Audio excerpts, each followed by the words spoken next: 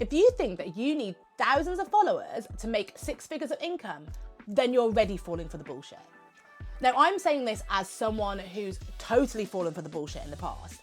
That whole, I need to grow my personal brand, and if I don't have enough followers, then people aren't gonna respect me, whole malarkey thing. Now, I get you.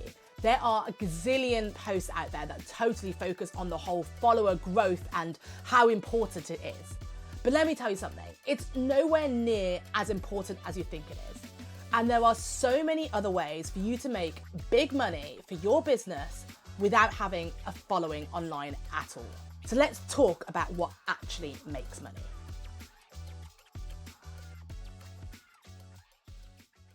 So it's of no surprise if you think that followers equal revenue, because all the content out there totally makes you believe it. My feed is filled with people promising all these tricks and tips and hacks of how to go from 0 to 10,000 followers in just 3 months.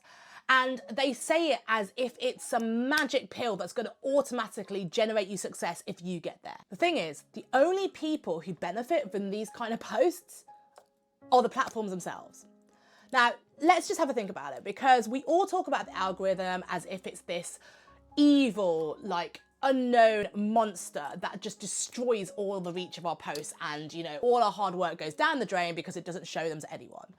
But let's talk about it for a moment and pretend that you are the CEO of YouTube, of Instagram, of LinkedIn. And what would you want to happen if you were in charge of these platforms? Well, you'd want as many people to use it as possible. You'd want people to spend as long time on it as possible. And you want to get as much ad revenue as possible from the platform. So those are the goals of each of the platforms, and they're going to do everything they can to reach those business goals. So naturally, they are going to reward all the people who post content all the time, the people who spend hours in the comments, the people who are just on the app all the time engaging with ads. Naturally, they're going to encourage those accounts to use them more. And lo and behold, they're going to support and boost the accounts that teaches other people how to use their account. Have you noticed that on YouTube, Instagram, and LinkedIn, all the top accounts are the people who seem to be teaching you how to use YouTube, Instagram, and LinkedIn? It's not a coincidence. This is what makes more money for the platform. So naturally, they are encouraging those accounts to do it. But those accounts then have the benefit to be like, oh, follow me, look what I did because I know how to do it. No, it's not going to be the same effect if you use their tactics on your small business account when you're trying to build up a cafe that's local, and it's not going to be the same thing. So this is where people fall for the bullshit advice of these accounts, because they are just selfishly growing their account in order to be able to sell a course later down the line. But the problem is, I totally get why so many people focus on the following, because so many people genuinely believe that followers equal credibility. Now, even someone like myself who helps other people sniff out the bullshit, I have seen firsthand that people genuinely do believe that followers equal credibility, and I've even worried about it by myself. So even recently, I decided to start a new Instagram account for professional reasons. My personal account is followed by friends, family, people I know personally, and they don't want to see this sort of content. They're just not interested in how to build a business. So I wanted to start a professional account which is targeted purely on small business owners, entrepreneurs, people who want to learn how to grow a business without all the bullshit. That's what I'm here for. So when I started pushing out content, I had a few hundred followers or something for the first few who knew me, who kind of followed the new account. Then when other people saw my account, they'd be like, who is this person? What do you know? You've only got 200 followers. How do you know how to grow a business? So they ignore the fact that I've got 15 years experience running an agency, that I've exited businesses, that I've sat on board seats, that I've got a whole portfolio of huge brand names, such as even like Sony and NATO and big brands like this. None of that matters. It only mattered that I had 200 followers, so therefore I can't be trusted. People genuinely think this, and it's nuts. Now, obviously I realise that those aren't the type of clients for me. I should not care about those people.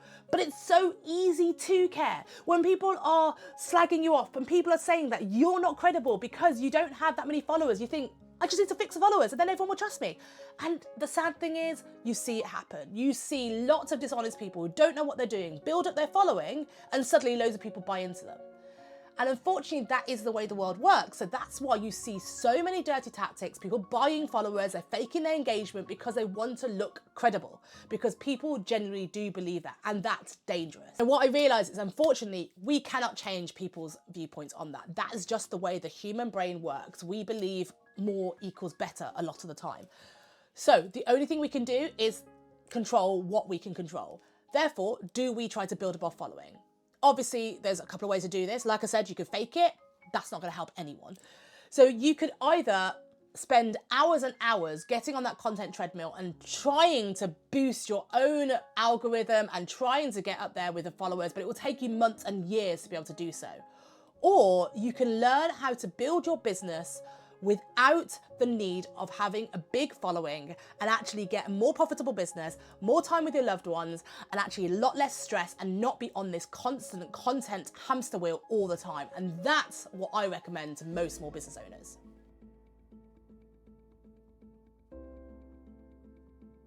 And I think the key difference here that we have to remember is that I am talking to small business owners. I am not talking to creators. There's a very big difference in the way that creators need to do content and the way that business owners need to do content. Creators genuinely monetize attention.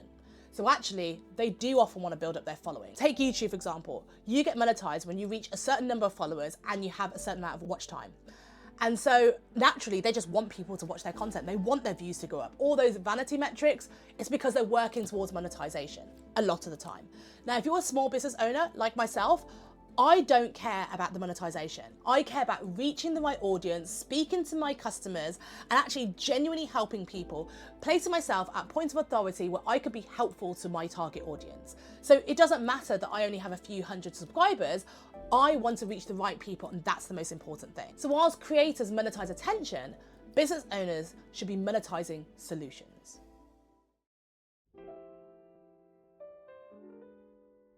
But I think a lot of the problems come down to the big focus on vanity metrics. Most people are obsessed with the vanity metrics, and it's not their fault. It's because it's been shoved in our faces with all of these accounts telling us how to go from 0 to 10,000 followers in just 3 months. Naturally, people think this is the magic pill to success and they get obsessed with doing it. So let's talk about what vanity metrics are. They are your likes, they're your followers, they're your comments. Now, why are they called vanity metrics? Well, the sad thing is that people don't want to admit is that these vanity metrics do not usually equate to revenue. They don't actually usually impact your business. They are purely for vanity reasons. They are for those people to make themselves feel good, like they're making progress. So it makes you vain. And that's why people don't want to admit they like the vanity metrics, because they're basically admitting to saying they are vain. Now I get it. You see your follower count go up, you see posts doing well, which is, I hate this phrase, and they're getting a lot of attention. It suggests progress. It suggests you're doing something right. But the thing is, how has that changed your bottom line? Are you actually making any more money? Because at the end of the day, that's kind of why we're doing this, is to improve our business, to increase our income so we can have a better life and actually do the things that we truly want to do.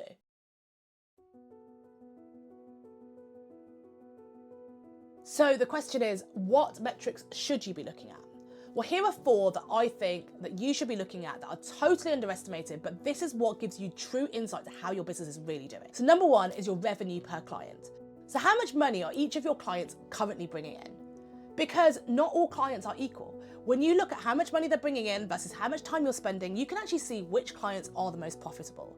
You can also then assess how much money you're making compared to your industry and what's the benchmarks say, and whether you should be raising your prices or whether you're actually doing quite well. So these are very key figures that you should be looking at. I think so many people focus on the total revenue that's coming in and they don't understand how much each client is making, because this is very key. Number 2 is your client acquisition cost. What that means is how much money it's taking you to actually win a client. So I see so many people spending so much time on sales, they're making calls, they're out there networking, they are spending hours and hours creating content and putting it on social media and engaging and doing all the things they should be doing, only then to win a client, which is very exciting. But how much time does that take? And how much money did that take to win that client? You need to understand your true client acquisition costs, because that will tell you whether actually you're genuinely profitable or whether you actually got plenty of areas you can improve on to improve that client acquisition cost. Number 3 is your client lifetime value. And lifetime's a long time, but it's really how much money is that client going to make you over time? Because again, like I said, not all clients are equal. So for example, if it took you so much time and effort and therefore your client acquisition cost was high, you'd like to hope that that's got a bigger client lifetime value. And number 4 is retention rate. This is a metric that I think is so underestimated. People don't care about it, but actually it's so valued. Retention rate is basically how long do you keep your client for versus the turnover of clients. So many people have a client come in and they just go. But if you're keeping your client for a long time and they are staying with you, that's a great sign of loyalty. That means you're doing work really well, you're building up a genuine relationship. Those clients are also more likely to become referrers later down the line. This should be what you're looking at. You want to retain clients for as long as possible, not just be constantly firefighting to try and get new ones in all the time, as exciting as that may be.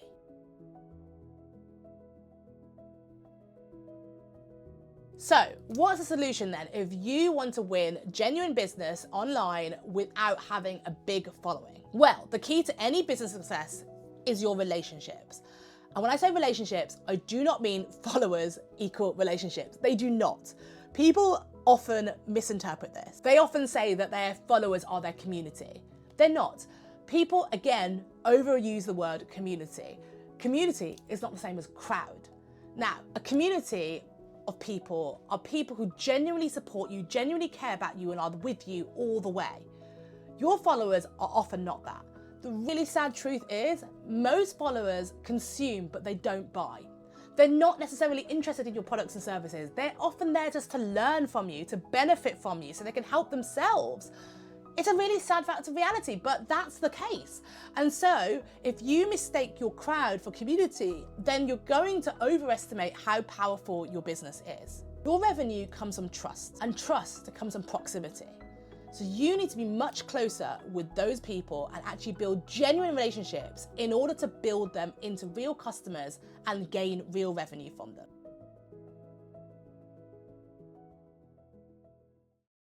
So the question is, what do you do? Of course, if you have some followers out there, absolutely do try to build real relationships with them. But I want to speak to you as if you don't have any followers per se. If you're not on social media, or if you just don't enjoy social media, there is another way.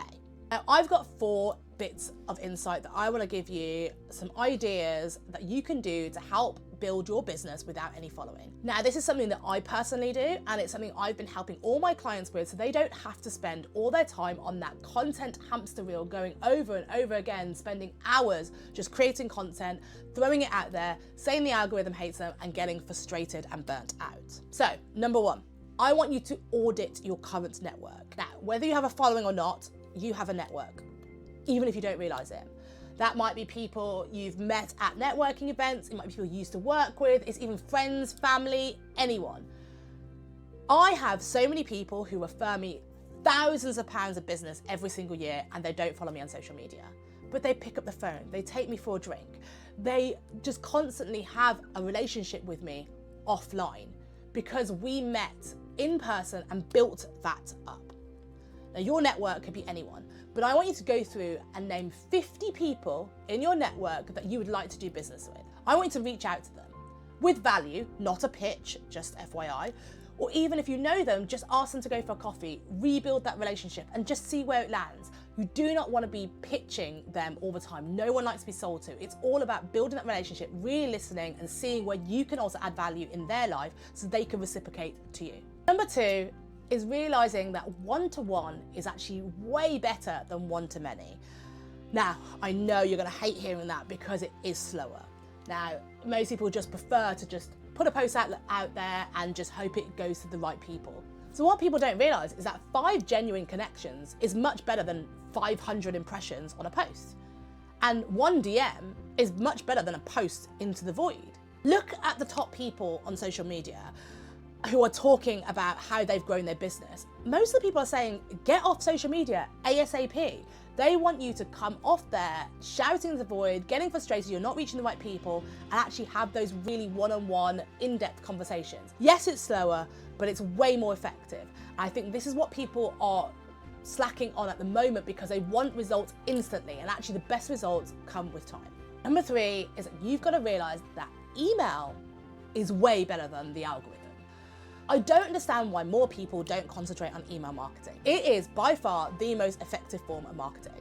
Now, I was looking at some stats and research by the Data and Marketing Association, and I just happened to have been the chair of the Social Media Council there. Very cool, I loved it.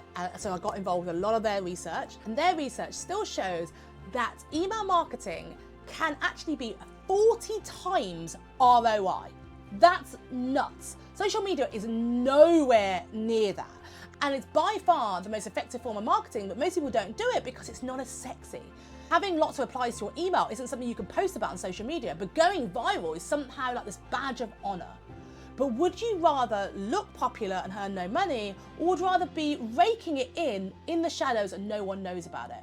I know which one I'd rather. And number 4 is that retention is way better than acquisition. I talked about retention earlier, but I want to give you some of these cold hard stats that I always quote to people that people just do not realize. For example, the Harvard Business Review has shown that it's 5 to 7 times more expensive to obtain a new customer than actually retain your current one.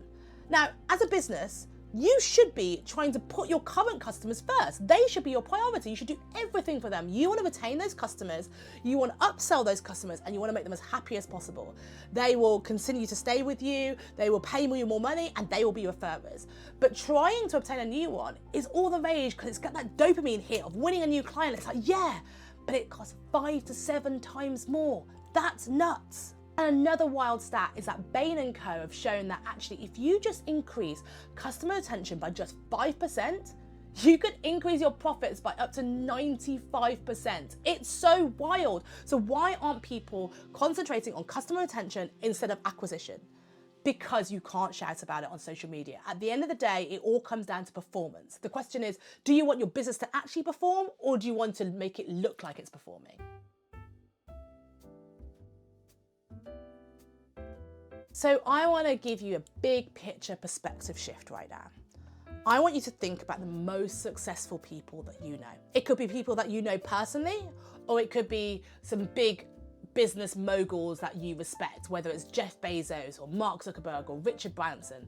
Whenever you think of these people, they're all pretty damn successful business owners, right? Now, think about what they would attribute their success to, whether it's, again, Warren Buffett, Bill Gates. I'm trying to think of all the richest people in the world that people I know will say, I would love to be like them. Have you ever seen a personal brand post by any of these guys? Do you know what their morning routine is? Do you know like what they go to? Do you know what they think about any restaurant or XYZ they've ever been to? Somehow, these guys have made billions of dollars. They've got legacies that they are going to leave behind of unbelievable proportions, and they didn't spend hours creating content and building their personal brand. So there is another way. The biggest enterprise deals, they happen in boardrooms, not in the comment sections. Offline relationships still dominate regardless of what other people say online. And again, referrals are still the most powerful way to get business, and they are still way more powerful than algorithms ever will be. So you have to remember, the highest value deals always still happen through relationships. Now, I just want to say that I do see value in a personal brand, but not in the way that people are talking about personal brand. Personal branding has been around for years, but the term has only just kicked off in the last 5 years or so. It's just your reputation. And so your personal brand should really be what people are saying about you when you're not in the room. That's always important. But what you post for breakfast and, you know, do every single day on social media and all the comment section, that's not building your personal brand. That's just social media activity. Now, having an audience is a multiplier. Don't get me wrong, followers can be important, but they are not everything. They are not a prerequisite. It's absolutely great. Look, I'm here, I'm creating content. Like I said, I'm not chasing growth, but I'm trying to build an audience, and my target audience, I'm trying to help people. I absolutely love that my personal brand works for me. Whenever I go out to an event, someone comes up to me and says, I love your content. That's my personal brand working. So I like to put content online because then when I'm trying to build a relationship, they can go look me up later and it solidifies what I'm saying to them in person. It genuinely helps. So followers can definitely accelerate business success, but they are not the foundation. The foundation is your relationships, plus your value, plus the retention. So if you're building a business, I want you to focus on building depth before you build scale. So I want you to be honest with me for a second. What metric have you been obsessing over that doesn't actually pay you? Don't worry, we've all done it. Leave a comment below about it and I'll share you mine too. We're all here to support each other. And if you're building a small team but want big profits, then please do like and subscribe. So that's what this channel's all about. Small teams, but big profits.